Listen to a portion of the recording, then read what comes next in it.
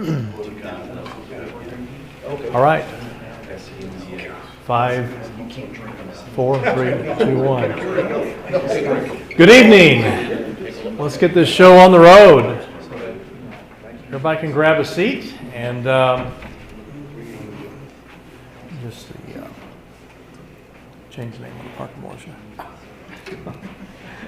Okay. Welcome everybody to the April meeting of the Parker Radio Association. We're really glad you're here. What a great turnout here at the Douglas County Library, and also those of you watching us at home or wherever you may be live, welcome. We're glad that you're with us tonight. We have a really exciting meeting. My name is Paul, AC5S. I'm the Vice President of the organization, and we have a really good presentation tonight. Well, I would say all of our presentations are really good, but tonight is really, I think, a special presentation.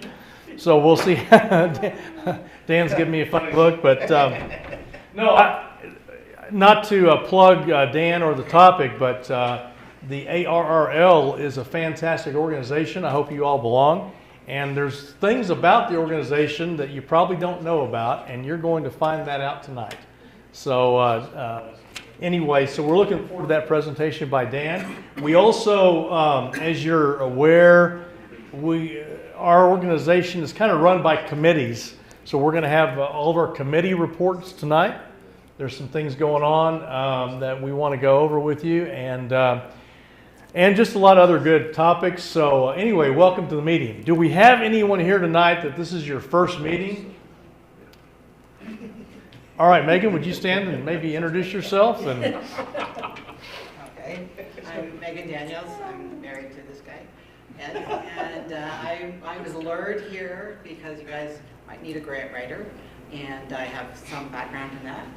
I've been listening to him squelch on the radio for a few years, so I thought I'd come in. I am interested in getting my license, particularly for first responder, and it's really helping. Excellent. So you might see me again. Wonderful. Thank you. Welcome to the meeting. So Megan, she said she was lured here, but well, I don't know. That probably was by Ed. It wasn't by us. But we're looking at applying for some grants for some projects that we'd like to be involved in. There's some money out there, and we were looking for someone that had experience writing grants and working with different types of organizations, and Megan has that experience. So we're excited that she has stepped up, and we're certainly going to be working with her over the next several months. Anybody with upgrades tonight while we're on this subject? Any upgrades? No upgrades? Maybe some upgrades out on the YouTube. We'll get that on the chat here in just a minute. Okay, well, let me introduce you to the officers of the club just real briefly. Dan, the president of the club. Well, we'll give him a round of applause. I'm the vice president. We have Robert. Where are you at? Robert is the treasurer. And we'll give Robert a round of applause too. Brian, K0FBS was going to facilitate tonight, and he couldn't make it tonight. They tried all day, by the way, to find another facilitator, and anyway, I was at the bottom of the list, but I'm happy to be here anyway. I'm not really all that offended by that. Randy, K0TNG, is another director at large, and he's out moving RV trailers around somewhere up in Wyoming. And Scott, you want to stand? Scott, okay, and then the person running the show up here, literally, is our Chief Technology Officer, Jeff. Hey, I think that's everybody. Did I miss anybody? Then I'm really in trouble. I think that was everybody. We have our board chairman here. Yes, I'm sorry. That is bad. I am in big trouble. I'm not going to get my lunch bought next week now. Brett, you mind standing?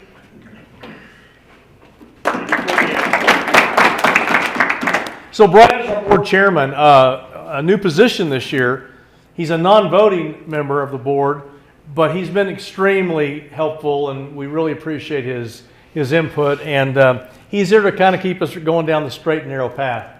So he hasn't really, given us any negative feedback yet, but I'm sure if we do something that we shouldn't do, we definitely will hear from him. He's not one to not speak up. So Brad, thanks for He busts the pile up really well. yeah, he does bust the pile up really well. Absolutely, absolutely. Okay, and so we're going to jump right into. We actually have some money in the bank, which is really good. And Robert, can you give us a overview of the funds that we have? I'm going to bring that up here.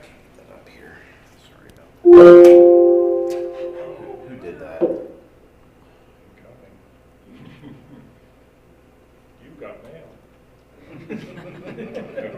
Thank goodness this is not dial-up. We'd still be waiting. Yeah, there you go. Read as is. Okay, excellent. Okay, Robert, it's your floor. You got the So floor. Not a whole lot has changed since, 3 weeks ago when we met. In the bank, we've got $7,823. I've got the membership information this time around. 248 active, 22 guests, 102 expired. Thanks to Dan for that. Our trailing 12-month income has been $10,221. I do have the King Supers and Amazon Smile information on that now. That's part of that $10,000. Expenses, $8,729 so far. So for 12 months, we're about $1,492 good to the good right now. Our big expenses there for the past 12 months, Repeat Our Hardware, new Elmer Committee, Elmer New Member Committee, which is most of this back here. The AV equipment we've got now, the Field Day Committee, which includes some of last year's money. And repeater site internet, they're all good. Scroll down, Paul. Year to date, so far we're at $36.75. Our expenses have been $27.49. So we're still good for $926. So far for year to date, there's been the committee still, some gear payments, web and email hosting, internet, special event committee. Committee budgets, money getting spent from the allocated portion, so we're good there. Everybody's still within budget. And everything else is still going strong. And right now, as we mentioned last meeting, we allocate all of our dollars to something. Some operating expense, committee payments. So right now, everything we have in the bank is allocated to something. It's not just sitting in a cash account. So if you guys got any questions? Any questions for Robert? We're very transparent. If you have any questions, either tonight or any other time, you can always contact Robert, and he'll be happy to. Oh yeah. He's been authorized to provide you any information that you want. So just not the account numbers and Or our salaries. our salaries, right? Yeah. Was it one taco a month?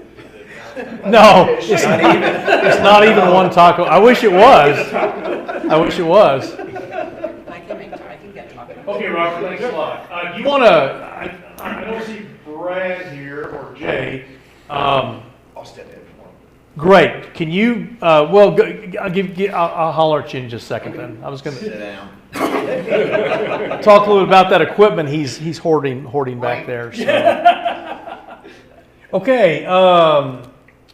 Well, actually, you are next, so we're going to just go ahead. No, you told me to sit down. Well, you remember they hired me here the last 20 minutes ago, so I'm just Okay. winging it here. Okay.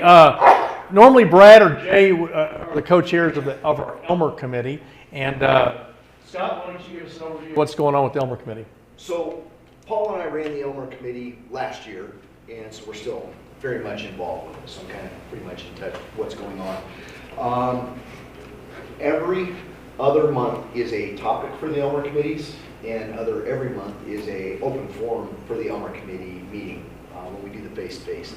So last week was a topic meeting where we did keys and keyers for CW, and there's a lot of familiar faces that were here for that. Those that you missed it, really missed a spectacular event here. We probably had 50 different keys and keyers here that you could play with and try and see what you liked and disliked and get to talk to those that had them. So the next Elmer meeting this month will be an open forum. So if you have questions, concerns, need help with programming, need help with anything, bring that to the meeting. If you have hardware you need, bring it, and if there's something you want programmed, reach out to the Elmer committee, let them know what it is you would like programmed.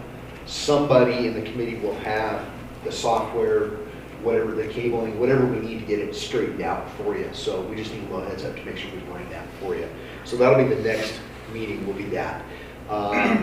If you have any special requests for the Elmer committee, you want a site survey, questions on putting up VHF, UHF, HF antennas, hiding them, whatever, reach out to the committee. They'll get it back to somebody that's available, and they'll come out. We'll do site surveys, we'll consult, we'll do what we can to help you out. It could be a vehicle, it could be a car, boat, train, whatever you got, or property. We'll come out and take a look at it. So there's kind of the update on the Elmer committee.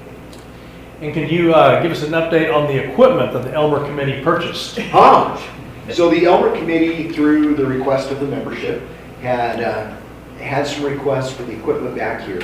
In the gray box is a new Rig Expert antenna analyzer that basically does daylight through microwave. It does it. 650.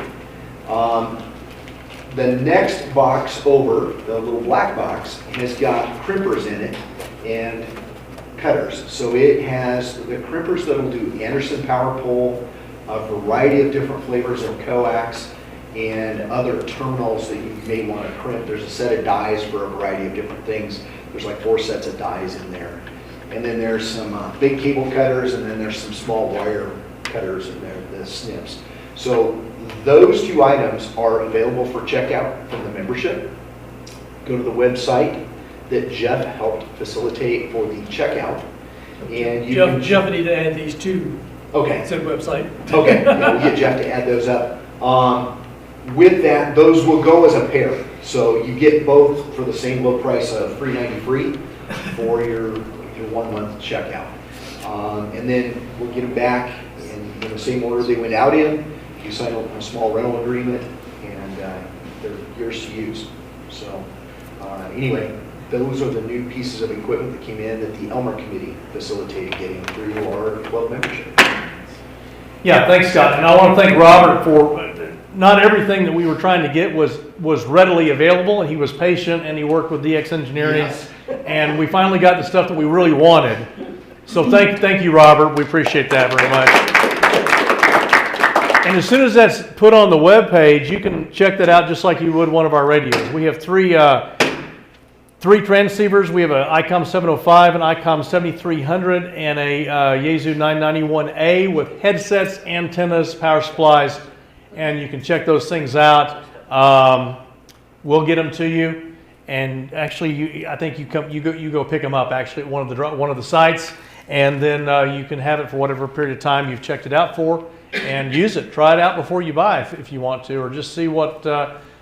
John's he's always wanted a Yaesu HF radio, but he's never had one. I got a hat too. Yeah, and he's got a hat. So I assume one of these days John's going to check out the 991A. But anyway, they're there to check out. You had another comment? Last little piece for that is we are going to make a small modification to the checkout webpage for the radios. We do have a lot of special events. We'll get to those in a second. But when we do a special event, we do sequester those radios because we use them for the special events. Wings Over the Rockies on Saturday, field day coming up. So, Yep. But when we do that, we aren't taking them for the whole month. We just need them a few days before to make sure everything's in place and ready to go. We use them for the event, and then they're back available for either return or checkout, whatever we had to do to borrow them back if that's what we had to do. And we got one back, I think, this week, and then we're going to get it back to the individual after the special event on Saturday. So works out real well, so definitely check those out.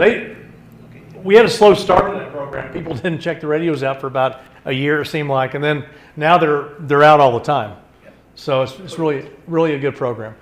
Okay, let's go next to the repeater committee. John. Not a whole lot. We have a meeting we need to schedule the next couple of weeks, but we're getting ready for our big summer bonanza, I guess, going up to Squaw. We're working on an inventory. You know, the board's been bugging me about it, but we'll get that done. And it's important stuff. We've had some outages, AC power outages to Squaw. So the good news is we've got a battery, like a really, really big, it's almost as big as that desk up there. The bad news is it's really, really big. We gotta get it. But hopefully we'll have the backup power resolved here in a couple of months and stuff like that. There may be a new addition to the family. I'm not going to say anything more than that, but we're working on a covert project right now, and we'll have more for you down the road here. So, any questions? Small piece to the puzzle. The North Parker repeater, or the N2PDQ repeater at my house, is online. It works. The repeater working fine. We've got an issue with the All-Star connection. It is not connecting to All-Star and linking coming out of Squaw. So if you go over that repeater, if you're using it for, you want to communicate with somebody specifically, just know they both need to be on that frequency. Nobody's going to hear you unless you're on the 449, 425 frequency. But that is being repaired. Dirk's reflashing a SD card, and it should be back online here shortly. And we got the Elbert County NTPDQ repeater, which works really well if you're out that way. So, any questions? I'll just throw a plug in for the repeater committee. If you're interested in learning more about repeaters and how they work and that type of thing, get with John. He'd love to have you on the committee. I think there's around 10 people on the committee. Is that right, John? About that, Yeah. And they meet every once in a while, and they you know, you can learn a lot. If you want to learn about repeaters, I guarantee you can do that and tag along on site visits up to the mountain and that kind of thing. So, okay, appreciate that, John. Now we're going to go to this topic. You know, it's just amazing. We're getting so close, right, Dana? Mm-hmm. Dana is the chairman of our field day committee, and he's going to give us an update on a big activity we have coming up in the end of June. Right, nothing changed since last week. Okay, thank you, Dana. But yeah, what's that? Does that mean we're A2? 2A. 2A. 3A. 3A. 3A. We're gonna do 3A. That's the mostly definitive answer I'm gonna give you right now. But that seems to be the consensus, 3A. One phone, one digital, one CW, and they can change to whatever the operator decides to do. So, again, if you have a camper that's 25 feet or less and you want to reserve a spot up there at the campground, at the Pikes Community Campground, I think we have about 6 slots left or something like that. So please get that done. Also, sign up for food if you're going to be there. I figure about 80% of the people who actually will sign up or actually show up will sign up. So if I get a good 80% number, that works. Brent will be cooking again. Yay! We're talking pork shoulders now. We're talking pork shoulders. Pork shoulders. Budget might slip a little bit depending on the current market. But I did request, I think, 30% more than whatever we spent last year. So just took a swag at it. And then Brad, W0BDT, is going to run the digital station. He's going to bring his own gear. So all the radio slots are filled. Of course, you have batteries with energy poles on them. Bring your chairs. You're going to camp. If you're going to tent camp, we've got plenty of spots. Just think of a great big Boy Scout camp. All right. Central cooking area, central fire pit area, if we can have a fire. Camp spots in there. Should have enough parking. Hopefully we're going to go up by the middle of May and do a final kind of site survey, just to kind of figure out where everything's going to lay out. So I think we're in pretty good shape. Yes, sir. One tidbit, when you say sign up for a camping spot, we, PRA, have reserved the entire campground. It's paid for. So if you want to bring a 25-foot or less trailer up, it's free. We just need to know you're coming up so we can account for you. Yeah. Tent camping, again, is free. Day use is free. Come up whether you want to come up for the day, the full weekend. We will be up there Wednesday, I think it opens for us. Yeah, we've paid for the site from on Wednesday at noon until Sunday at noon when we have to be out. So we have probably 8 or 10 members that are coming up on Wednesday. So if you want to come up on Wednesday, camp out, hang out, play some radio, go fishing, or Thursday, or come up early Friday, it's fine. Come on Friday, put antennas up, afternoon, and then play radio. And I think I'm hoping most of the work will be done Friday before I get there. So it's not going to work. I'm actually coming up Wednesday night, so I'll be there. But I'll be staying in town. Any questions? Any concerns? Carry on, sir. Thank you, Dana. So there was just some comments made after last year that, we had 15 different campsites spread out all over the end of the Colorado campground. And some people said, hey, it'd be kind of cool if we could all hang together a little more instead of having 5 different campsites, that type of thing, campfires and that. So a little more camaraderie this year. We're going to be a little closer and spending time together, so to speak. I think it's going to be a lot of fun. I think the way Dana described it, kind of as a Boy Scout camp, is really a good explanation. Yes, sir. One more thing. So I just got an email from Mr. Price, and he says all 25-foot long RV sites are full. Okay. So you waited too long. So we'll address that. There are 2 campgrounds. One of them is right across the road, right across the highway, and one is 1/8 of a mile walking distance. Okay, and that's the campground we were at last year. And approximately 50% of all their campsites are first come, first serve. Okay, so if you get there on a Friday afternoon, and it's going to be an absolutely gorgeous weekend, which it always is for field day. We've never had any. Dana ordered it this way. Right, Dana ordered it that way. You might have trouble finding a campsite at one of those auxiliary sites. Okay, so if you bring in an RV, our RV sites are full, you're going to have to go to one of those 2 campsites, which are very close. Not a problem. But again, make sure if you can, try to get there on a Friday earlier in the day, or even better on a Thursday or Wednesday if you're bringing a big RV. We have some people that bring some big stuff. And you can get them in those 2 campgrounds, you're just going to have to get there early. Any questions about that? I'm going to go with Dana or whoever, but when we do the new site survey, Paul and Randy and I went up, a month and a half ago. It was very snowy up there, and we were trying to lay out where campers would go and stuff. There's no real delineation to the camping, so we'll see if maybe we can free up a couple more spots. We might get a couple more in there. Okay, great. Thanks, Dana. Appreciate it. We're looking forward. Who in the room here planning to come to field day? Okay. All right. Sounds like it'll be a good turnout. Okay, let's go to the Special Events Committee. Randy's not here. Scott, you're on again.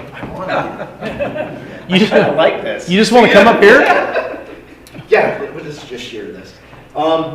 Special events. So how far over? Tell me where, Jeff. We're good. All right. Cool. This Saturday at Wings Over the Rockies Special Event Station will occur at Centennial Airport, and we will be on the south side of the airport. I don't recall the name of the street that that's off of. However, we've got people signed up. I think there's about 15 people, Randy said, that was signed up for that. Setup will be at 9 a.m.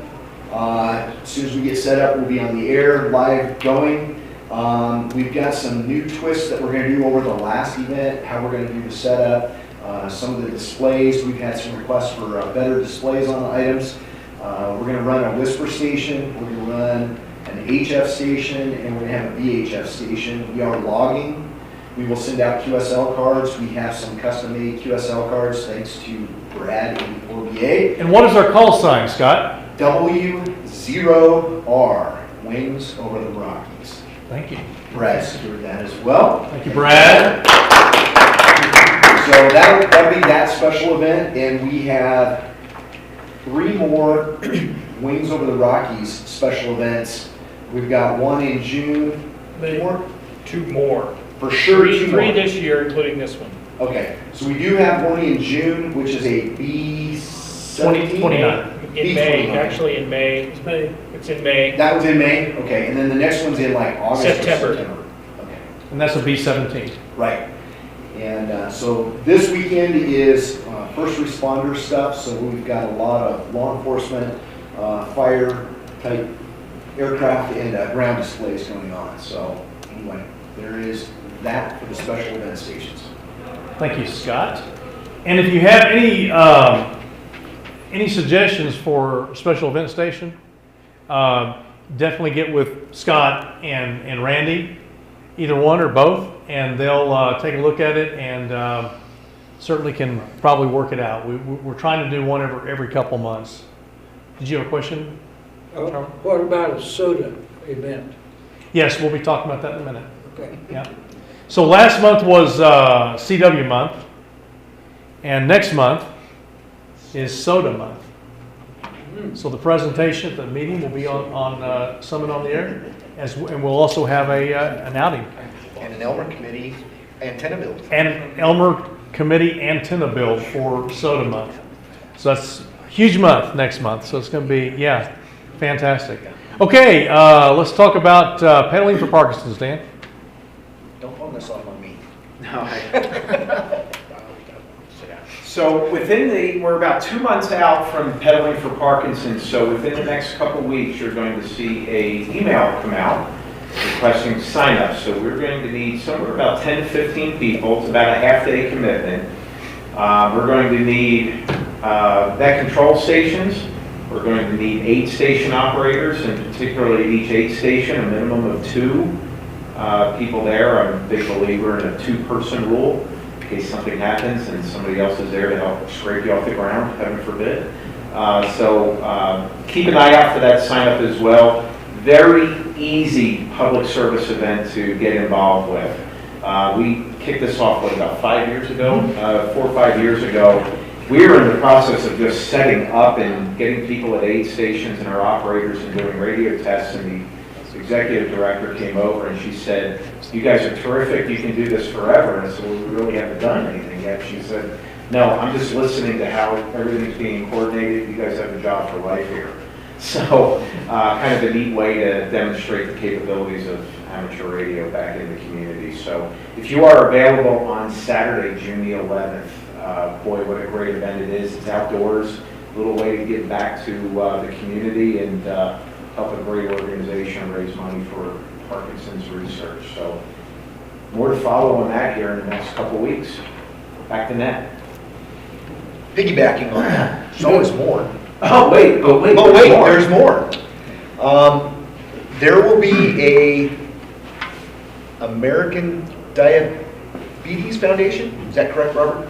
American Diabetes Association. Association. They have a bicycle race type event, and that will be this fall. That one will require more operators. It is a bigger course. It's a full day. We are really looking for a good turnout for pedaling for Parkinson's. It's a great way to cut your teeth. If you have not done one of these events, be a part of it, because it's going to take even more of us to do the next one. So anyway, plan on this one, and we'll pick you up on the next one. Give me the date again. This one is April. No, the next one. Oh, the next one? It'll be late September. September. I forgot what it was now. Late September, I believe. Yeah.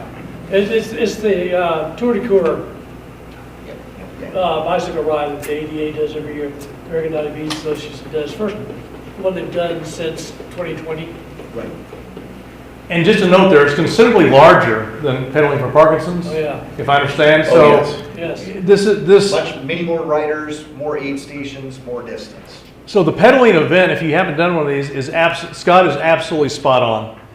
Come out for pedaling for Parkinson's, learn how it works, get your feet wet, because when we jump into this other one, it's going to be a much bigger thing than this club has ever tackled. We're going to do it, and we're going to do a great job, but anyway, it's going to be fantastic. Yeah. Okay, let's go to the portable ops groups. I'm going to make just a quick comment there. This group started about 3 years ago. Somebody started it, and they called it the Parker Militia. And Somebody in the room tonight got out jury duty because of that, by the way. We won't talk about who that is, but anyway, so we started out going out and setting up portable equipment every few months. And then the second year we did, every other month, and we were all over the place, and we did our annual trip to Signal Butte. And then starting last year, we had events every single month. And this year, there's events every month, and some really fantastic events, including soda activations, a picnic with fishing, and Signal Butte, and this and that and the other. So anyway, the Parker Militia was kind of a separate group outside the PRA. But we're bringing it into the club, and we're changing the name. It's not going to be called the Parker Militia anymore. Forever will be known as. Right. We're going to be known as the Parker Portable Ops Group. And we're going to finally get rid of my email and get it on a... Not that you started it. Not that I started the group. I'm not a member of any militias. But two things there. One is, thank you for saluting, Scott. You forgot to salute me when you came in. So we're going to get the Parker Militia, now known as the Parker Radio Association Portable Ops Group. We're going to get that schedule out in the blast on Sunday. And all members are welcome for any of our activities. Well, you always have been. But now we're just going to make it a little bit more formal and going to run it a little differently. Scott and I are still kind of, I'm drawing you into this too. So Scott and I are still going to be kind of, at least for the rest of this year, the planning and that type of thing. We have, on the 23rd of this month, we have what's called a mobile extravaganza. We're going to meet down here at Parker United Methodist Church in their parking lot. We've done this before. Those of you that have been around remember this. Everybody shows up with all their vehicles, have radio equipment in it. We're going to goo and ooh and ga, whatever we're going to do. We're going to look at all the equipment and say, hey, this is really cool stuff. We're also going to, if you want to set up a portable station, that's fine as well. Okay, so bring your mobiles. If you want to set up a portable station, you can. And also, by popular demand, if you're in the prepper movement and you have a go bag that you keep in your car, we'd like you bring that as well. We'd like to see what you have in your go bag. And if you have a go kit, a radio go kit, we'd like you to bring that as well. So it's kind of a combination of Show and tell. Show and tell. It's a big show and tell on the 23rd, Parker United Methodist Church. We'll get that out in the blast this week. And it's going to be a fantastic event from 10 until 12. So, do what? Yes. This month, that's correct. This is in April. I'll get those on the calendar. Thank you. And Robert's going to get all the former Parker Militia events, now the Parker Portable Ops Group, on the calendar. And so it's going to be fantastic. So, Scott, did you have any other comments that you'd like to make about that? We do have, just kind of headlining it a little bit. So this month is the show and tell. Next month will be a soda summit. The summit will be a little weather dependent. I got a couple of alternatives, but we will have one in the general area. It'll just be a day trip. We'll leave at a reasonable hour, I'm hoping, and go up and do the summit and get back off of it before any weather comes in. And so we will have that. And we've got, Paul and I sat down and we did the entire rest of the year once a month, and that will be on the calendar when Robert populates it, so you'll be able to see and make sure you get those on your calendar. And there's another soda coming up in the summer. Yes. So that'll be fantastic. We'll get at least two of those. Two more. Signal Butte plus one more, maybe Correct, one more remote trip. Absolutely. Ed? Request on the calendar. Currently, we can download the calendar file and install it. Is it possible to get our calendar published into Google Calendars so that I can just add it for the entire year? We will hit the CTO with that. Maybe? I don't know. I'm looking at it. Ed just says maybe. It sounds like a task for the committee. We'll talk about that. Yep. Is there anybody else that'd like to see the calendar on Google Calendar? It's really. You're in the same household. I think it counts, but I'm No, just different accounts. different believe me. accounts. All right. But it's really wonderful. We have that for astronomy, and it just shows up. I tell it what color it is. I can see, oh, yeah, want to go there or not? Any questions on the Parker Radio Association Portable Ops Group? What's the acronym? Pods. Parapods. The other one was a lot easier. It was PM. But They're POGS people? we got to move on, so we're moving on. That's the announcement tonight. Okay, Randy K0TNG is doing a presentation here later in the year on covert antenna installations, and not just covert antenna installations, but also on any type of antenna installation that you might have at your house. With a focus, maybe if you live in Highlands Ranch or someplace that you're not supposed to have the antenna in the first place, get those pictures of your antenna installation to Randy, if you would. He's going to be putting that together, I think, for the August meeting. I think it is, yeah. We have some fantastic events coming up. We have the guy from Northcom, military Northcom, coming down again to talk about, he's in charge of all HF communications for the military worldwide. And he's going to come down and do automatic link establishment presentation. And we've got a lot of good stuff coming up. So as you know, plus our presentation night's excellent. So keep looking at that calendar. We're going to get our topics on the calendar so you can look ahead and see what's coming up and that type of thing. Okay, let's go to the website committee. Jeff, you're on, sir. It's not me. Well, They're not. I didn't see anyone. I think it's running well.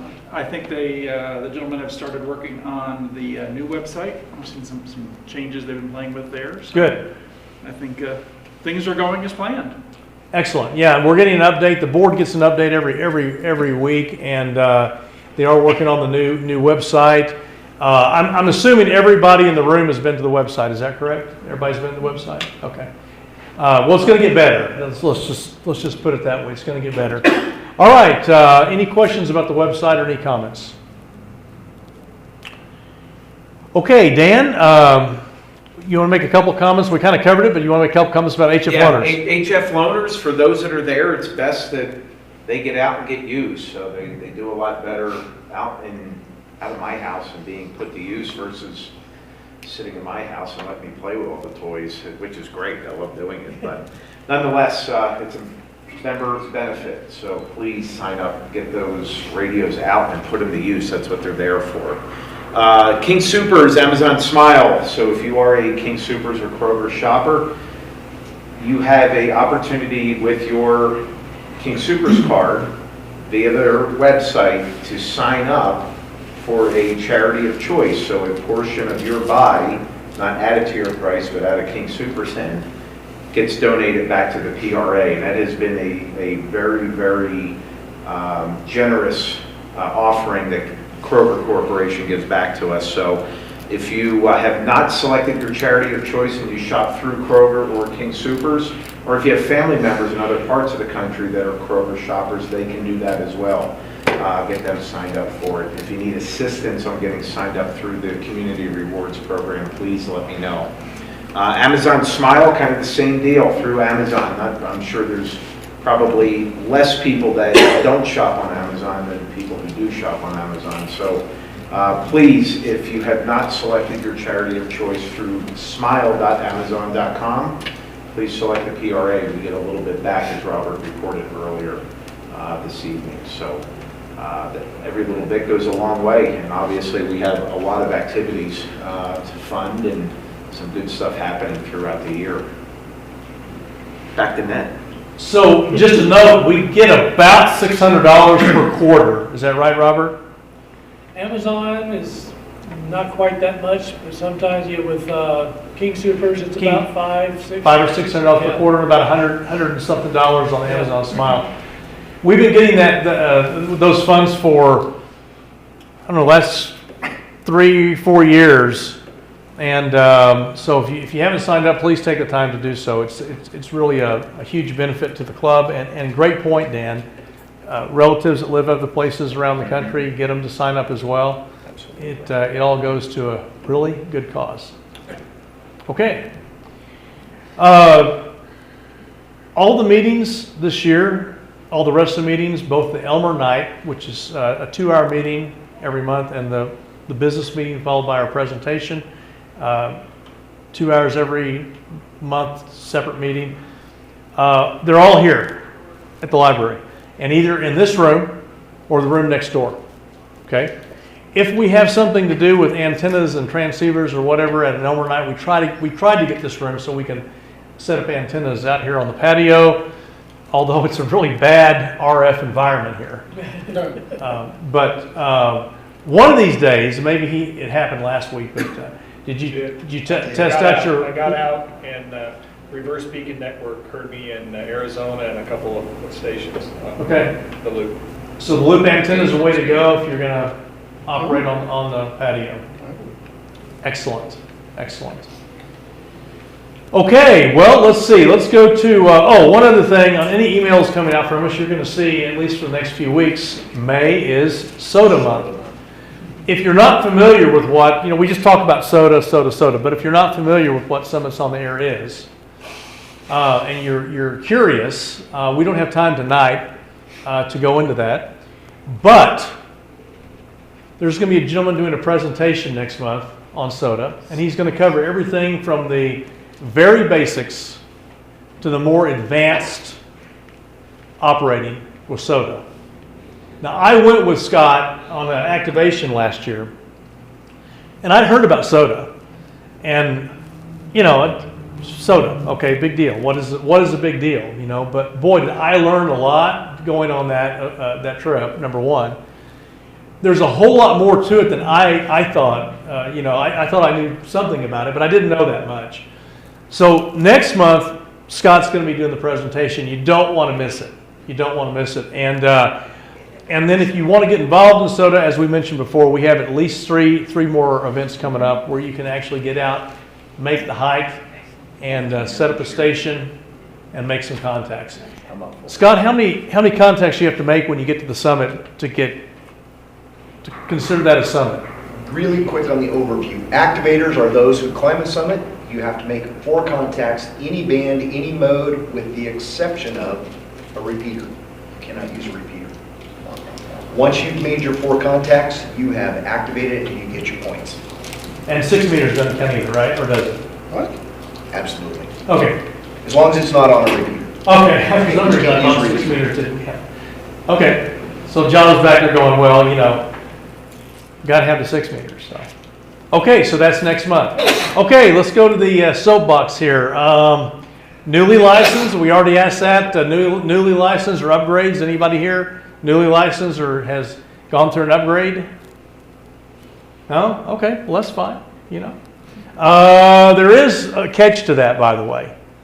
Mm-hmm. Starting on the 19th of this month, you're going to have to start paying a fee for getting a license or upgrading. More to follow on that coming up. Yes. More to follow on that. Stay tuned. Stay tuned on that. Maybe we'll get some more information on that. But the point is that as I know it right now, which may be different in 10 minutes, hey, there's a bunch of places where you can still go test over the next week or two. So get out and test. And our VEC team, chaired by, we don't really have a committee, but Doug, KE0DC, has all that information. If you want to contact Doug, he can fix you up with the test site and all that kind of stuff. Okay, any new DX contacts? Brad's hand went up first. What do you got, Brad? Kuwait. Nice. Oh, wow. I'm 20.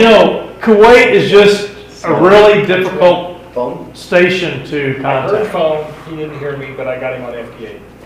FT8, does that count? Oh, yeah, I guess it does. That counts. Okay. That's a little joke. More than 6. That's a little joke. Okay, Kuwait, any other DX contacts? Scott? Hungary, FT8 on 30. Excellent. Jeff, do you have one?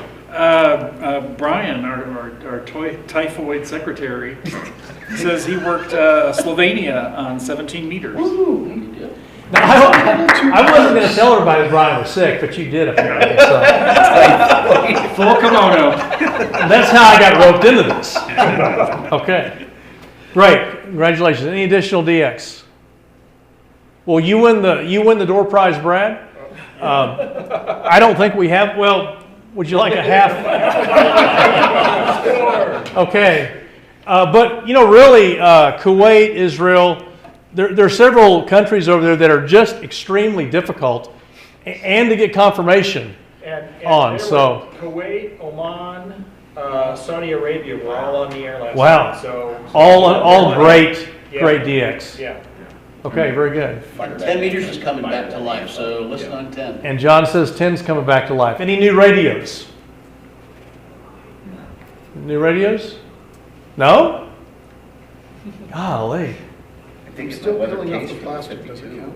Do what? Ed? If I'm still peeling off the plastic, does it count? Okay, what did you get? What did you get? What did you get? No, I'm still enjoying that DX10 that I got. Yeah. It's, Yeah, back in the back. I do have new to me. They're actually secondhand, but from QSA I got a 3D because I want to do the PDN mode with Dell or anyone else that want to volunteer to remote into my laptop. And I bought an Anytone 878 Plus, and I have no idea what I'm doing with that. I got it with me. If anyone can We don't either. give me any advice. I've got one. I'll tell you what, if we Elmer Day. get done, I'm pretty much on time here, which is amazing. If we get done a little early tonight and we have a few minutes, there's several people here that can help you with that. But if not, bring it to our Elmering night here in a couple of weeks and we'll get you fixed up on that. We have some sample code plugs and some other things, and we can do just a basic DMR primer with you or whatever. I thought the whole idea of promiscuous mode was really cool. Instead of having 5 hotspots, you can just do it all with one. Yeah, That's cool. it is. That's a very, how many people have a 787? Yeah. Wow. Yeah, there's quite a few. It's a fantastic radio. So, okay, well, that's pretty much all I have here tonight. I'm going to turn it over to Dan into SRK. If you don't know, Dan is on the board with the ARRL, and he gets to go back to Connecticut, sit in on the board meetings and watch all the proceedings and make or whatever you do there. So anyway, and he's also the president of our club. So you get to do the presentation and you get an introduction that way. That's good intro. Thank you, Dan. I'll need your mic. Should think. So you'll notice Dan's name tag is red tonight, not PRA green. That's right. So he's the other guy tonight. The other, yeah. Official business tonight, right? I was wondering. There you go. There's always one. I'm usually. Or two. Yeah.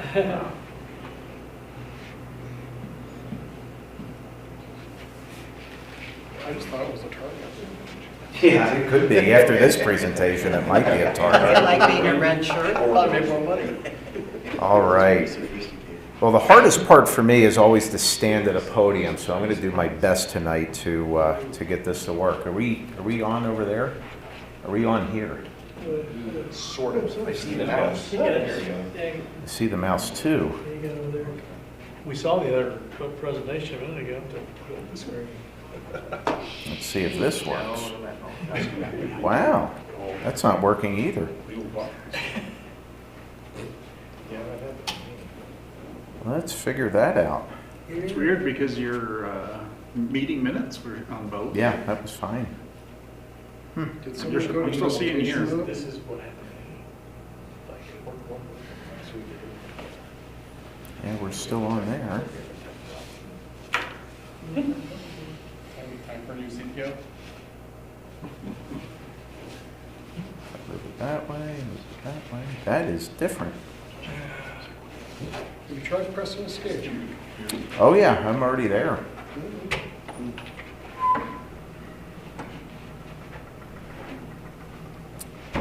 When in doubt, let's see what happens here. See, I'm back to the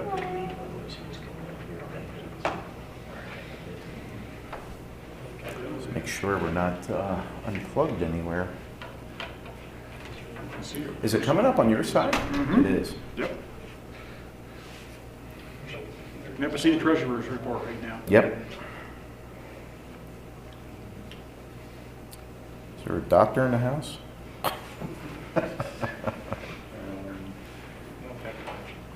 You want me to take a look? Trying to pay a ping pong? Yeah, I think so. Maybe if we do a pause Reboot. and a resume. Get in. Oh. Oh, That looks good. So what Pure- was it here? that was purely your presence, I think, got us It going. is. I have problems. He says, let me try, and he's like, works perfectly. I'm like, Isn't that amazing? Bill,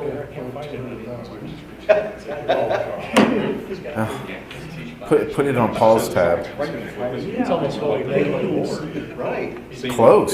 It's when you go on presentation. Now it went away again. Hit your space bar. Okay. It's your screen designation. I've got you Because presentation mode, and some the tries to get presentation screen. sophisticated and put it Okay. on a different display. If we go to desktop. That whole presentation, that's what I had to do, but it's what they're putting out over there Mhm. is the actual slides. Well, see, it thinks that's the output. Oops. Okay. That's a good looking cursor. And if you're on a Mac, it's even worse than a PC. If there are N hams in a room, how many hams will it take to fix the projector? All of them plus one. Yep, N plus one. It was working out. I think what's going on is Presentation. you may have to go to presentation mode, the secondary screen. Or take it out of mode and just do it as a page. Just do it as a file.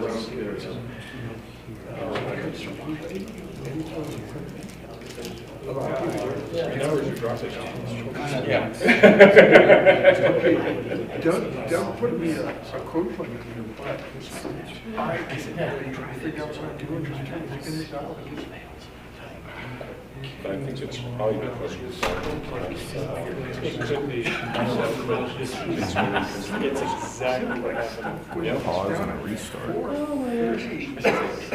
Well, let's see if that stays. It freezes it because what? Yeah. Hit resume again.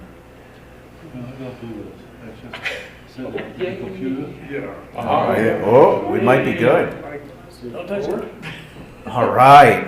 All right. Rock and roll. All right, we're good. Thanks, Ed. Thanks, Ed. Good job, Ed.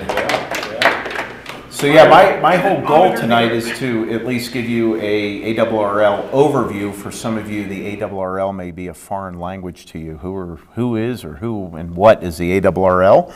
So we're going to do an overview of how the ARRL organizational structure is, and then we'll also give some updates on some current events that have been happening.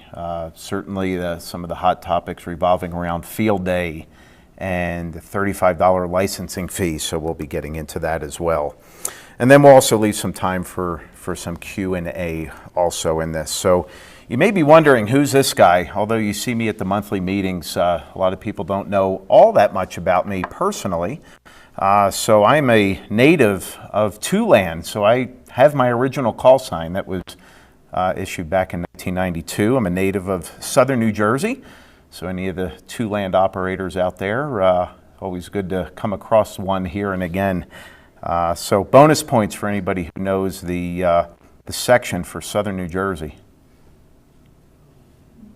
Anybody know the three-letter section? SNJ, there we go, bonus points. Good job, Bill. You will need it for Field Day, by the way. So I moved to Colorado back in 2010. Currently, I'm a vice president and employee owner of a sheet metal manufacturing company that's based here in Denver. They also do wholesale distribution of HVAC components throughout Colorado, Wyoming, Utah, Arizona, New Mexico, Kansas, and Texas. Obviously, president and co-founder of the PRA. Back in June 2020, I was appointed the Vice Director for the Rocky Mountain Division by the ARRL, and that following month I was appointed to the ARRL Program and Services Committee, which I sit on as well, one of the standing committees within the league.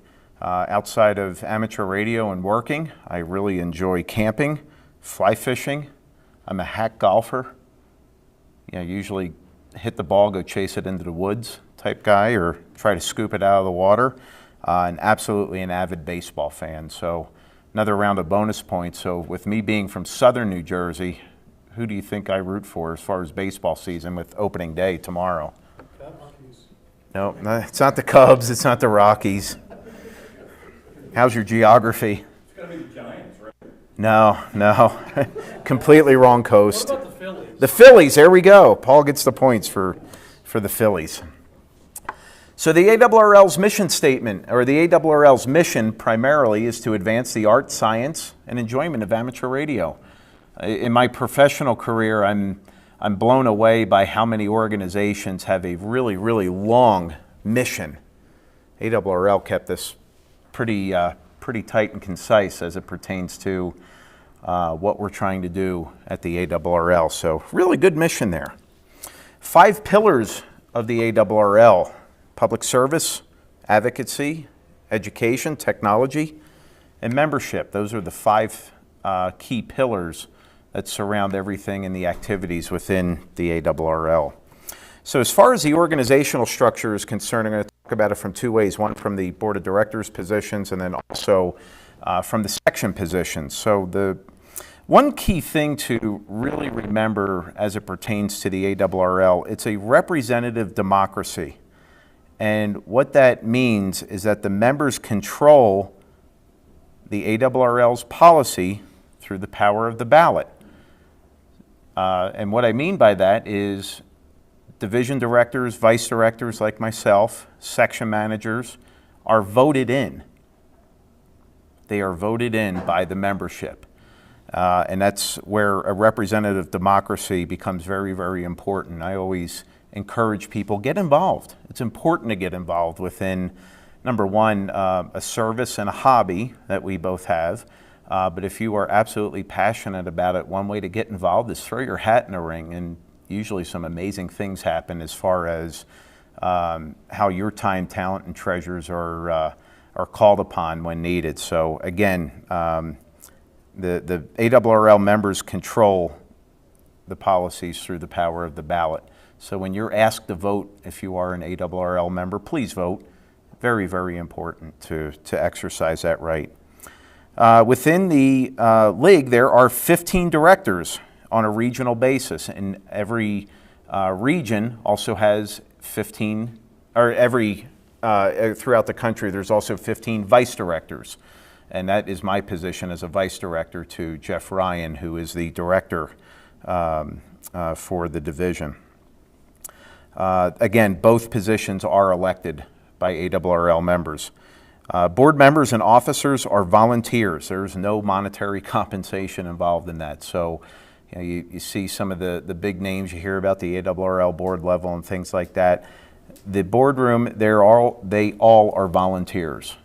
And that's one thing to keep in mind through all of this. There's a significant amount of time that goes into the meetings, the preparations, and certainly a lot of the committees. Every director and vice director sits on a committee within the ARRL as well. So there's always a series of great activities that are going on, even outside of the boardroom, on a monthly or every other month basis. So please keep that in mind when you're scratching your head going, what are they doing in Newington? Well, keep in mind that from a board level, they are not compensated.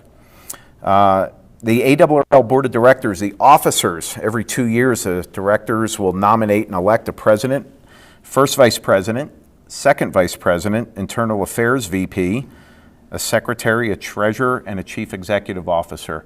Of all of those officers, just the chief executive officer is the only compensated position within the league.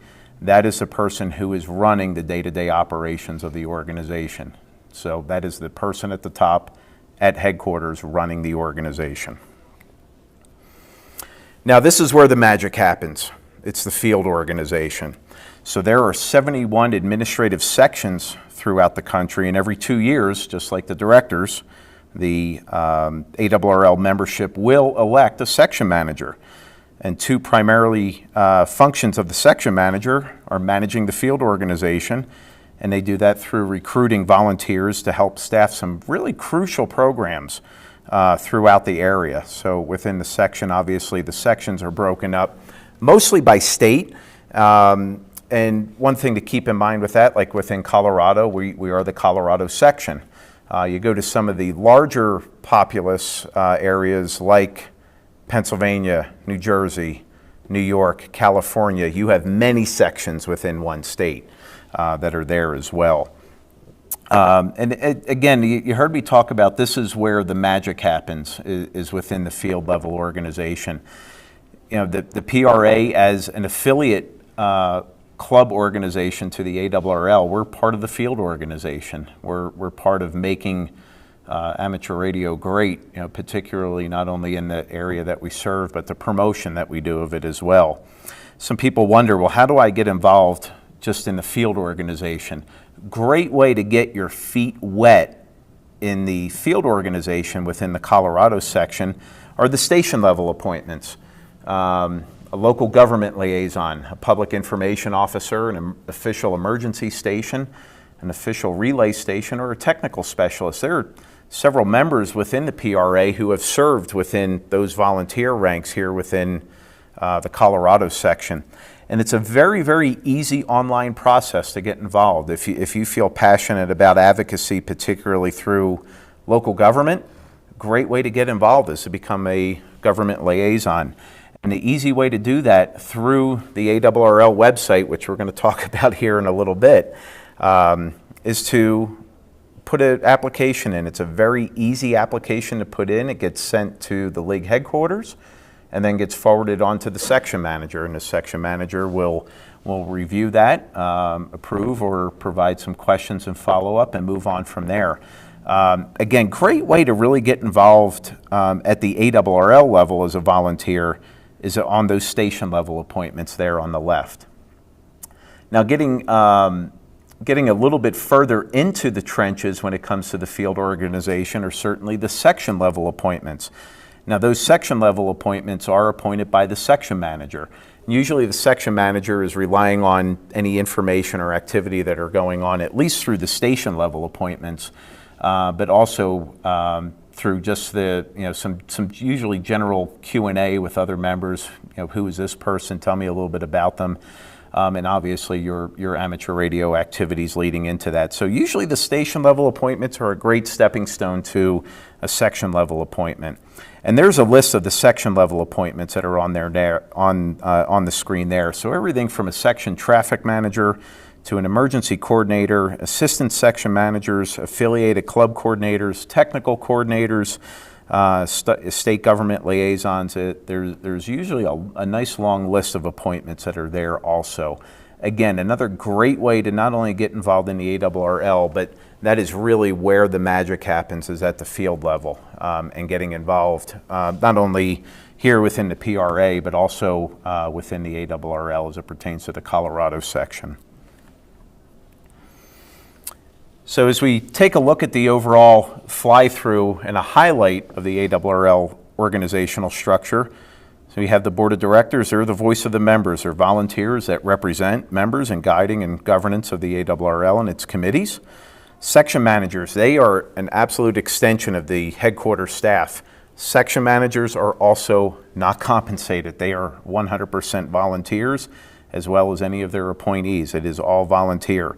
The section managers have a very, very tall task. They have to manage the field organization, those programs, as well as coaching, mentoring, and guiding their efforts with the volunteer staff that they pull together as well. And that field organization, that is really the ones that are going to execute and influence the ARRL headquarter programs under the direction of the section manager. So again, it comes back to public service, advocacy, education, technology, and membership. So kind of a quick fly through of what the ARRL is from an organizational level. I know that was quick. Are there any questions that I may be able to answer at this time? Yes, Bill. What's the general satisfaction from, you know, the membership up into this organization these days? I mean, there's certainly a lot of turmoil a few years ago.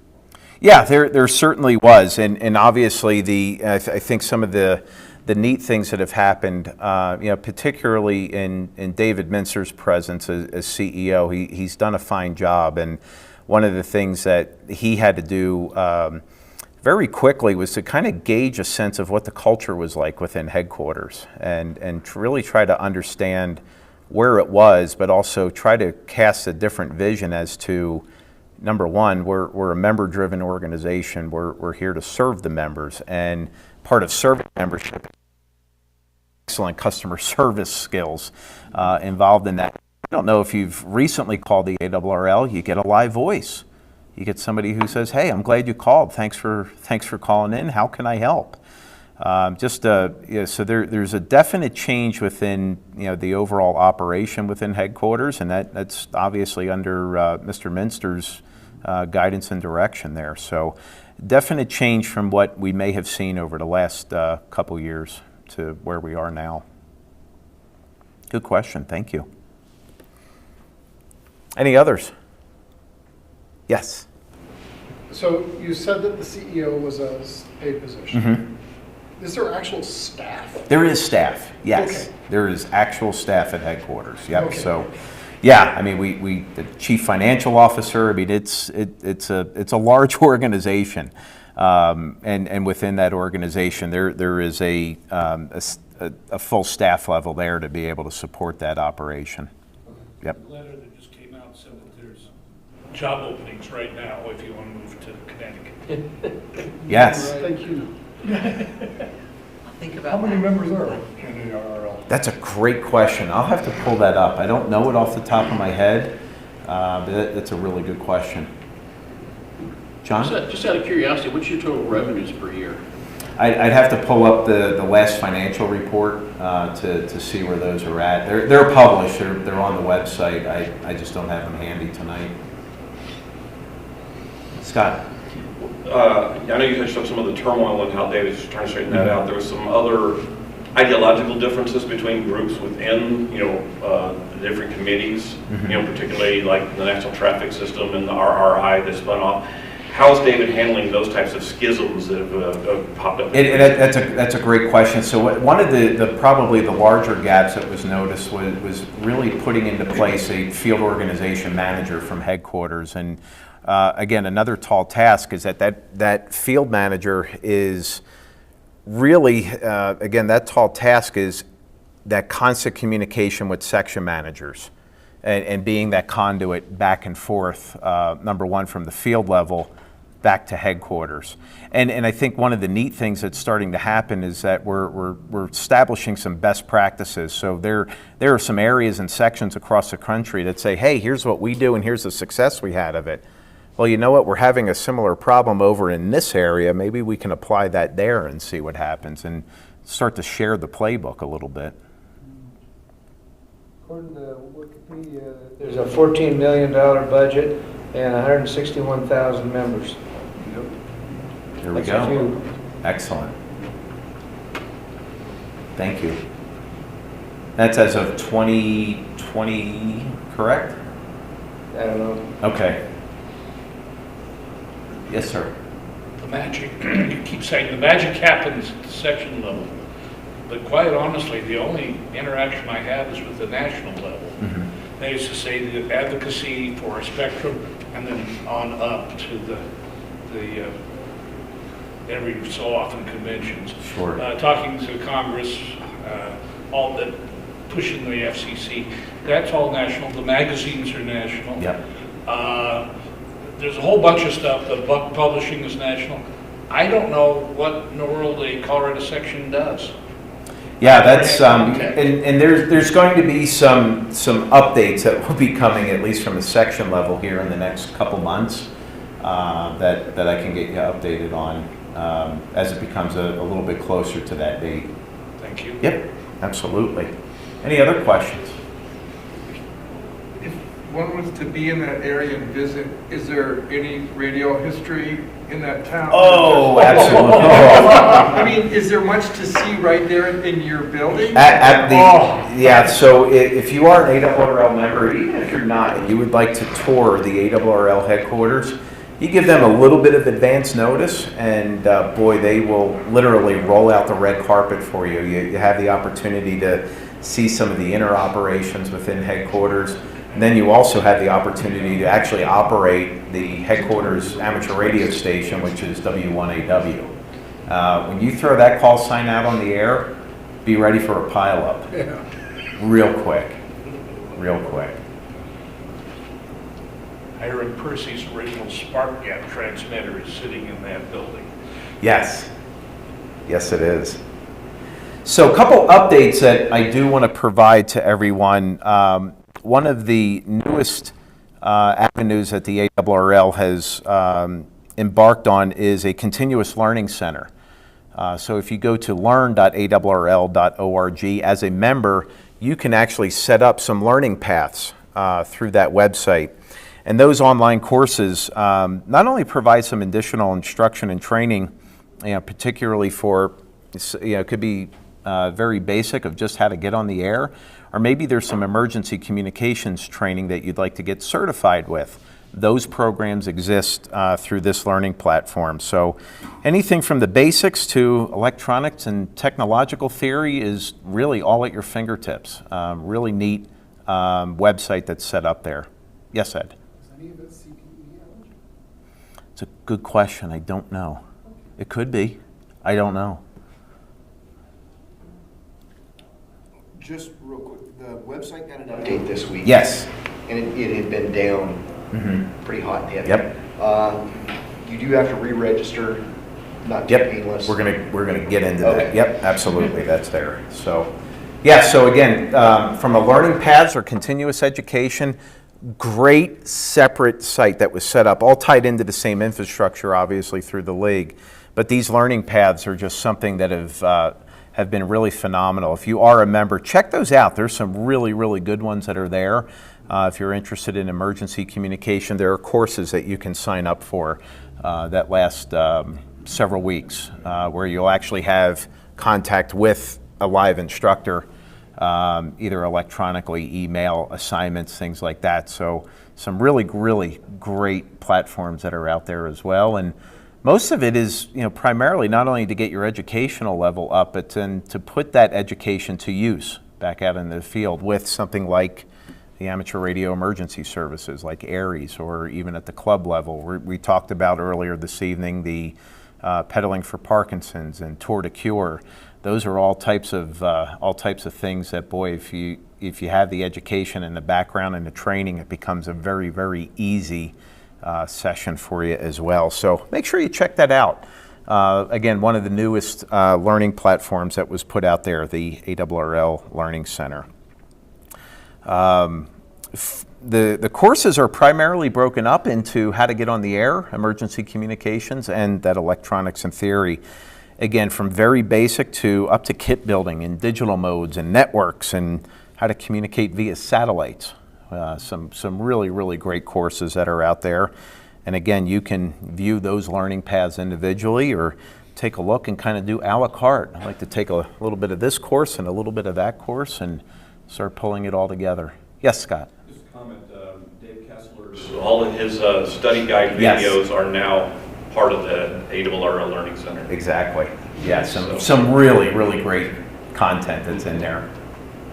Absolutely.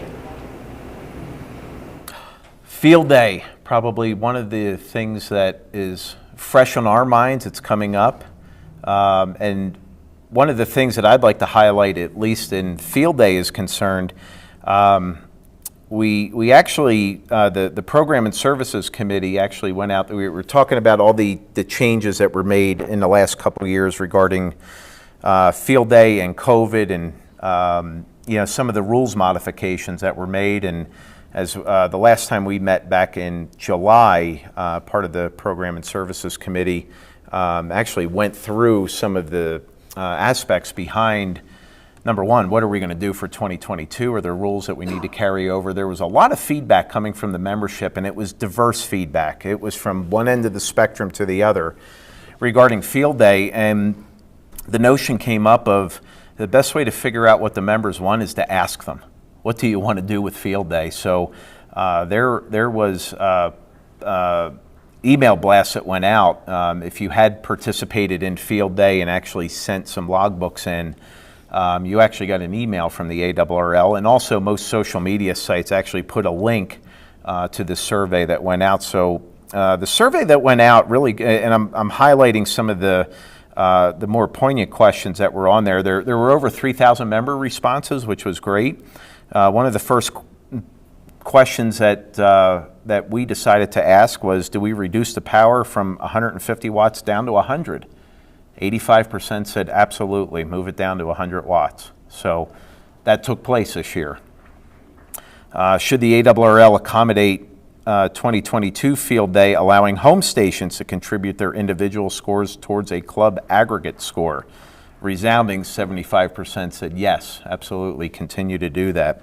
And the next follow-up question to that is, if yes, should this apply to future field days?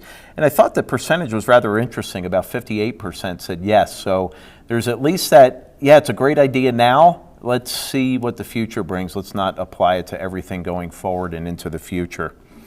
Class D home stations, should they be able to contact other Class D home stations for points? Probably one of the things that has come back resoundingly into my email is, why are Class Ds even involved in field day? They're not in the field. You know, desperate times call for desperate measures, obviously. And resoundingly, 74% said yes. Of those surveys said, yeah, sure, let them contact one another. And if yes, should field day rules continue to allow Class D home stations to contact other Class D home stations for points? And very similar to, should we do this always going forward, that percentage dropped down to a 63% for yes. For 2022, should Class D home stations using commercial power and Class E using emergency power to a maximum of the low power multiplier? 92% said yes, just keep that there. Use that low power multiplier, even if they're Class D using commercial power. In favor of limiting participation power by entry class. So should we do it for all the classes? 44% said yes, absolutely, do it for all the classes. 15% said no, only do it for Class D, limit their power entry. Class Ds and Es, 23.5%, and 18% said leave it alone. So kind of a neat aggregate of feedback that came back as well. So the current field day rules, as you've probably seen them as published, are a result of member feedback. It wasn't a result of a limited number of people sitting in a conference room or a meeting room saying, I think this is what we should do and we're going to do it. We asked the members, and that's important through the ARRL, member feedback. Any questions there? Scott alluded to current events. Let's talk about the website a little bit. Number one, thank you for your patience with the update of the website. I'm not a website guy, as you saw earlier in the presentation. I'm a sheet metal and manufacturing guy. I don't know anything about websites. Any website builders or anybody who has that background in the room? Yeah, needless to say, the former website was purely HTML coded base. So to try to extract that information and update it without losing any of the data integrity was anything short of miraculous to be able to pull off. And probably the best way, there was such tremendous amount of information and content that was on the former site. It was probably the equivalent of trying to take a 10-pound bag of sand through a drinking straw and try to pull that information through in a very timely basis. So hiccups and unplanned, we didn't expect this, did happen.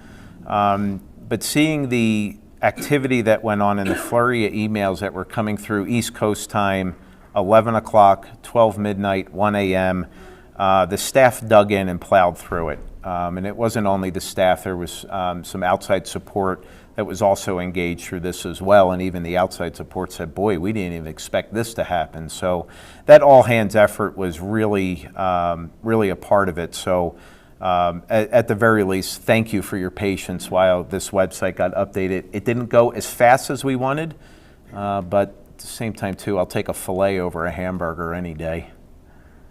If you are a ARRL member and you had a active account on the old website, you will need to re-register again. Very simple process to register. Some of the nice things that they've put in on the website. Yep. Sure. I followed the directions. Apparently I created a new login. And when I logged in, it said failure to log in.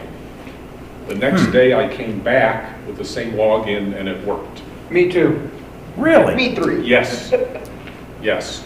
So if the ARRL doesn't know this, there's some problem with latency, through the system in terms of recognizing this new login that you've created. Was that the first day it was back up? It was not. No. Oh, wow. Okay. Interesting. Mine just still works and that isn't requiring me to go back and do, I tried, it crashed, I couldn't get it to work, and so I just went to a website, to a computer that it worked on, and it still locks me in, so I still seem to be in the old system. Go to the store. That's where I ran into it, because I had left mine always logged in, remember this computer, all that stuff. Right. Everything worked great, Right. until I went to the store and tried to buy something. At that time, it said, you're not logged in. And at that time, it then asked for, please log in again, which was, you don't have to create a new account, you put in your old, my username, my call sign, of course, like everybody else's. And it was just a matter of, I just put the same password back in. Yeah. And it just came right back. You do have to close your browser because you've got cookies running in there, and it will remember that. So you got to close it, and then it will. It may have been a browser issue, as you said. And that's not something, by the way, that was mentioned in all the instructions. Right. Once you've done all this, close your browser, restart. And so that may be, in fact, exactly what was happening to me. And in fact, I thought about this afterwards, because when I came back the next day, which of course was a new browser session, it worked. Absolutely. Something that needs to be done in order to eliminate local cookies, stored credentials, etc., remembered settings.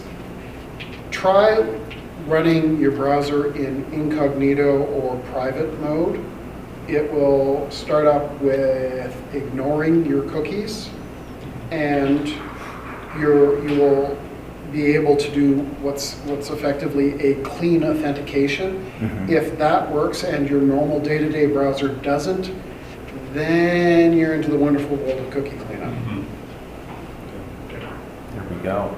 So again, I'm willing to admit, thinking back on it, that I won't call it operator error, but it was just operator not being aware. Can't fix a secret, right? Yeah. So if there's any update to the instructions that gets sent out, it might be worth absolutely pointing out that you need to restart or do something. That's a great comment. The one that tripped me up was when I went to the store.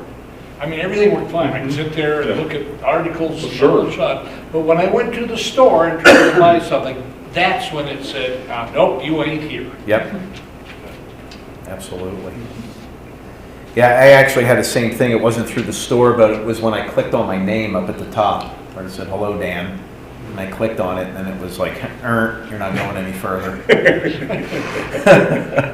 Until you do this. So the new website, obviously, there's some, it still has the same look, a little bit of a facelift, same general feel, some easier site navigation that's taking place. There is some personalization options. What was really neat that I found is once I went into my account settings, I could actually find certificates on courses that I took 10, 15 years ago. Those came right up. Here they are. And it was great to have those right at my fingertips. We do live in a world of two-factor authentication, so that was absolutely added. Great feature there. Nice part for those that use LOTW, Logbook of the World. That was not impacted with this update. So, how's that working out for you, Paul? All good. Kind of like 6? I like 6. Could be. Any questions there regarding the website? Here we are.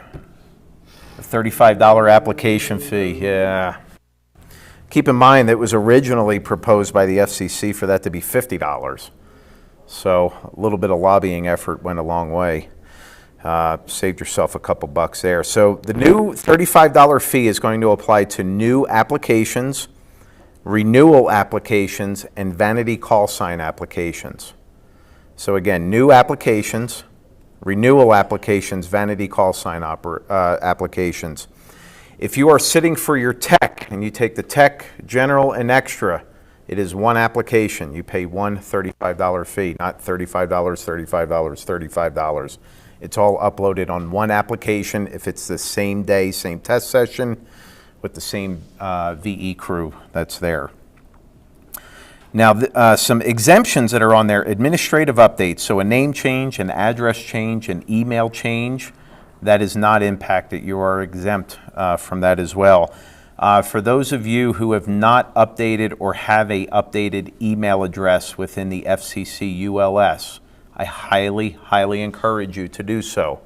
That is very important. That is the way the FCC will contact you. That is the primary way that they'll be reaching out. So if you do not have an email address on record through the ULS or through the FCC, please get that updated. That is vitally important. And I'm going to explain to you why here in a minute. One of the things that was confirmed last week from the FCC is that a modification application to upgrade is also exempt. So if you are upgrading, that is exempt. Keep in mind, new applications, renewals, or vanity call signs. If you are upgrading, that is exempt. That was clarity that the FCC came out with on the 29th. So for those of you who are volunteer examiners, or you're going to be taking your test session, the volunteer examiners are not collecting the $35 at the test session. The only thing that they should be collecting is if they have a testing fee, they'll be collecting that testing fee, typically about $15. The $35 fee you will pay directly to the FCC through the Corps' FRN website. There's no change in the VEC policies. They still handle their transactions absolutely the same. And as I mentioned before, if you take multiple exams in one session, it's one application, not 3 applications if you take all 3 tests that are there. So now what? What happens? So when the FCC receives the exam information from the volunteer examiner coordinator, the FCC will email a link with payment instructions to you. You have 10 calendar days from the date of the application to pay that $35 fee. And after you make that payment, the FCC will then send a second email link to you with access to your official license update. Or if there's any reason that your application was dismissed or denied, an explanation with that will come on the second email. There are no refunds. Historically, when you applied for a vanity call sign and they did charge for a vanity call refund. So if you start applying for vanity call signs, I'm going to do one this week, one next week, one the third week, the fourth week. Every application you put in is $35, non-refundable. Keep that in mind. So if you're looking for a vanity call sign, the clock's ticking. Get it done. And the link that the FCC sends you on any of these, or the FCC when they send their second link information, that link is valid for 30 days. Any questions there? Cool. One of the, speaking of the $35 application fee, the board approved a licensing grant program for anybody under the age of 18 that is pursuing an amateur radio license. It'll cover the one-time $35 application fee.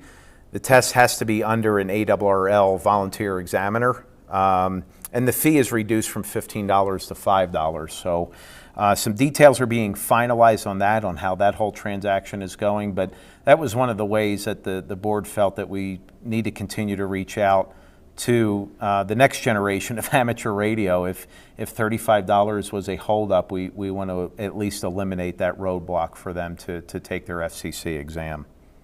So again, those details are being finalized, and as they're finalized, they'll obviously be published and updated. So again, one way to keep youth engaged and active within amateur radio without having to worry about, boy, I got this test fee and I got this FCC application fee.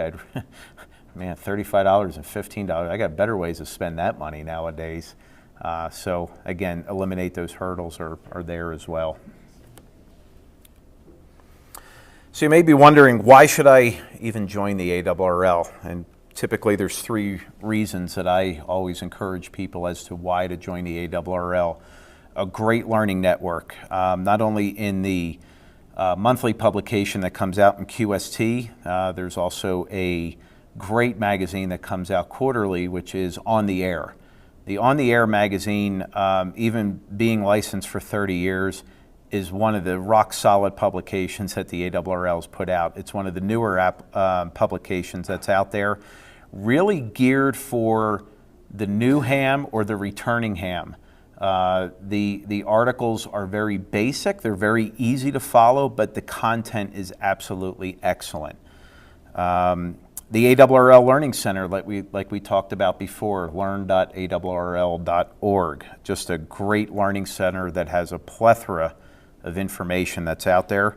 Product reviews. There's some great product reviews that are out there, and the nice part about your membership is that you can access all the old publications that came out there. So if you say, boy, I'm really thinking about buying this radio, I wonder if the ARRL did any sort of product review on it, you can look that up and actually gain insight into that product review. And how nice to get a product review. You know, typically we don't buy a car without maybe reading Motor Trend or checking out some of the different insights online. This is one way as well. If you're buying a new HF radio, great to see that product review. And it's just a world-class technical service laboratory that the ARRL has there at headquarters, and they do some fantastic, very thorough reviews on equipment each and every month. E-newsletters, they come out weekly, some great newsletters that are there as well. Probably the one that I really like is the club newsletter that comes out. That's one that's just neat to see what different clubs are doing across the country, what their activities are. And boy, it's a great way to not only learn something, but you go, hey, that play may work in our field. Let's give that a try. So some great content that's there as well. Now, from a services standpoint, some of those benefits, technical information service. If you're really stuck on something and you're just not, you need that third-party view, call headquarters, ask them, say, hey, I got a technical question. I got to talk to somebody on this. They're going to put you through to somebody within the technical information service group. Great group that's there, and boy, you want to talk about a wealth of knowledge that they have. Just there's no other group out there like that. And if you do have to leave a message, great thing is they're going to call you back. Outgoing QSL card service. So if you're interested in collecting paper QSL cards and considering where the sunspots are right now, there's a lot of DX going on. I like to collect cards from each country that I worked. But you start sending out individual postcards, 15, 20, 30 different countries at a pop, this is getting a little expensive. Nice part is that outgoing QSL card service, for a very minimal fee based upon the number of cards or the weight of the cards that you send to headquarters, you send a fraction of what it would cost postage-wise to the headquarters, and then they send it out to the respective post offices across the country or across the world through other QSL card bureaus. Is that the thing called bureaus? Yep, exactly. Email forwarding. You can have your own at ARRL.net email address, typically your call sign at ARRL.net, and that will be forwarded to whatever email address you would like. So real nice email forwarding service there. Just a mess of awards that are out there also. So some great awards that are there for operating. And one of my favorites, the equipment insurance. Boy, just a great program that's there. You want to talk about just a bargain of a deal is going through the ARRL equipment insurance as it pertains to protecting your gear. Lost, stolen, you name it, it will cover your gear.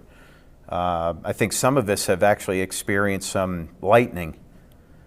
Gear covered. I mean, how nice is that? Better, that's right. Better than grounding. I like that. That's right.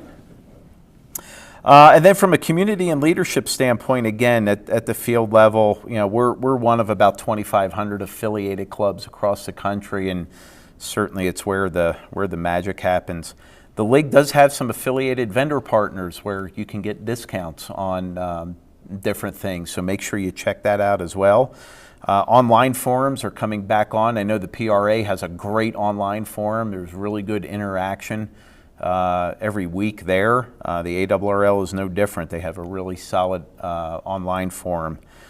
And again, like we talked about earlier, those volunteer opportunities that are out there, just to kind of get slowly immersed into what happens, at least as a volunteer for a national organization. And advocacy, Tom had mentioned that earlier. We have, you know, when you think about through the history of amateur radio, you know, when hams wanted certain spectrums, it was kind of like, yeah, give that to them. That's fine, they can have that. Now they want it. Commercial businesses want it. Commercial businesses with deep pockets want it.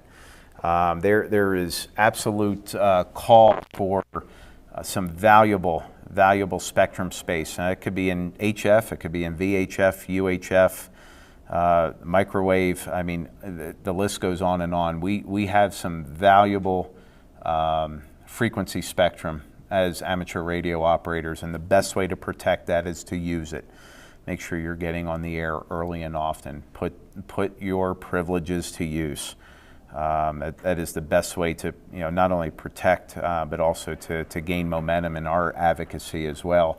And advocacy goes well beyond just protection of frequency space. It could be, you know, even at the local level, trying to work with local governments as it pertains to antenna ordinances or accommodations along those lines. So advocacy certainly goes a really, really long way beyond just let's protect the spectrum. Any questions at this point? I have a question. Yes. Any further discussion about, you know, legal efforts vis-a-vis antenna restrictions? Yeah, that was a big one, and it has not left the topic list. I'm going to repeat, it has not left the topic list. You have to know, if you're going to fight the battle, what's the quickest way to win. And certainly with the climate that we had a few years ago. Closing in 20 minutes.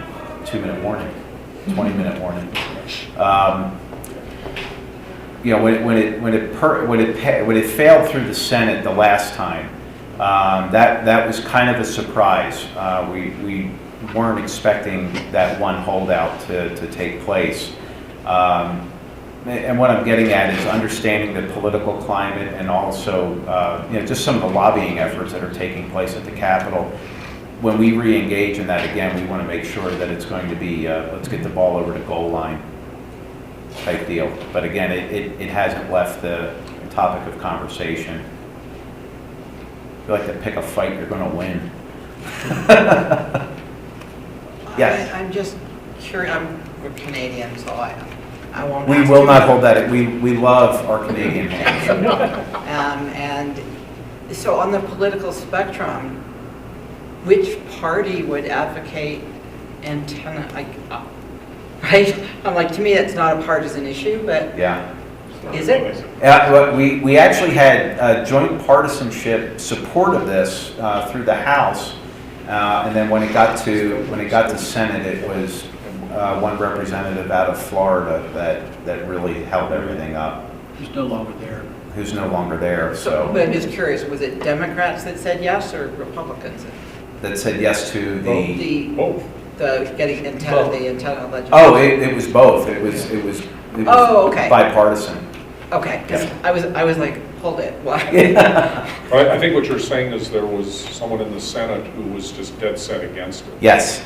Yeah. Okay, not, okay. Yeah. Because I was. Probably had something to do with his campaign funding. I'm sure. It was an HOAs. Ah, yes. HOAs was his big, Yeah. big issue. They were spending a lot of time lobbying. Exactly, yeah. Okay. It's the way government works. Yes. However, They got a couple of podcasts lately, and one of them's run by a guy named Steve Ford who went and died on us. Do you know what they're doing about that? Which podcast was that? Eclectic Tech.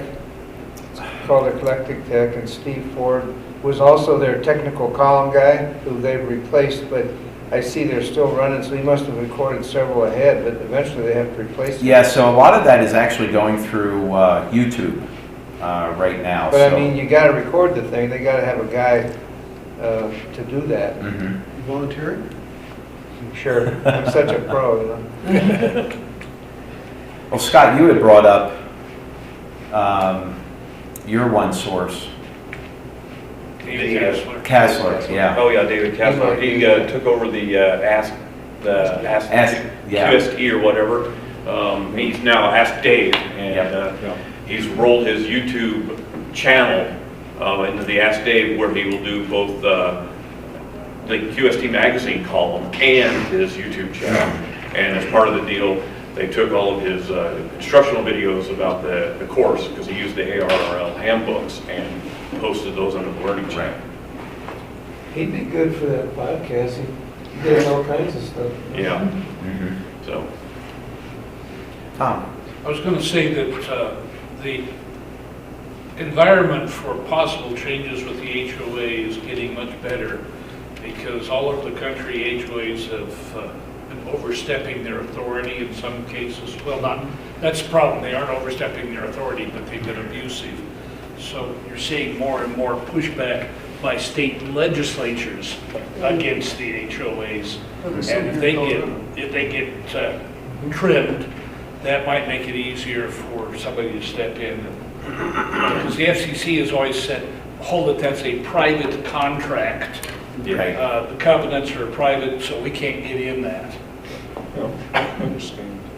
The precedence on that, though, was there was successful legislations to allow the Dish and DirecTV satellite antennas and some other things of that nature. And in a recent interview, Nisler actually said about this issue, he goes, I'm not going to comment on that because you don't divulge your tactics when the enemy may be listening. So. It's a good strategy. Any other questions that I could answer? Well, first and foremost, thanks for your time. And again, it's hard to cover everything that the ARRL is all about within a short window of time.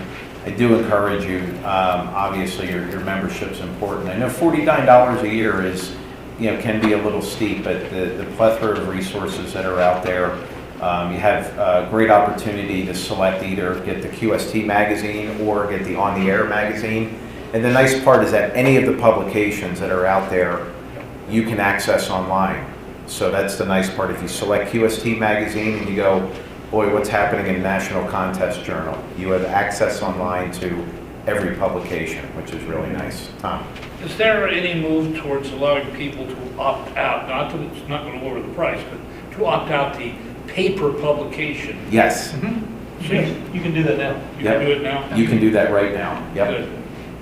I don't need more paper coming to my house.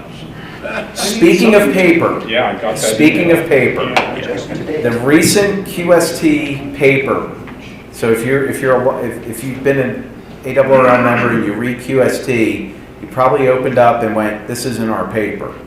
What's going on with the paper?" There's nothing covert or out of the norm that's happening with the paper. Just like with any sort of our supply chain across the country, whether it's metal, lumber, roofing nails, cars, the paper industry is in a bad position right now, unfortunately. So we had an option to go, what paper, if there's paper available, what is it, what will it look like? And the decision was made is go with the more expensive paper, which it was. Go with the more expensive paper, get the publication out on time. And if you take a look at any of the other ham radio magazines that are out there, we're still keeping schedule. Well, Dan, thank you very much. If you have additional questions about ARRL in the future, this is the guy to go to. And the nice thing about having Dan on the board is that when there are updates that come out or he hears about, sometimes he's able to discuss them, maybe before they hit the newspaper, so to speak. But if you have any questions, please, he loves to talk about it. He's doing a great job, and so thank you again. Thank you. Yeah. Okay, we have to be out of here in about 12 minutes, but we do have a few minutes if we want to chat a little bit, and we could use a little help getting the chairs back in here. Quick round of applause real quick for Jeff. And thank you very much, 73.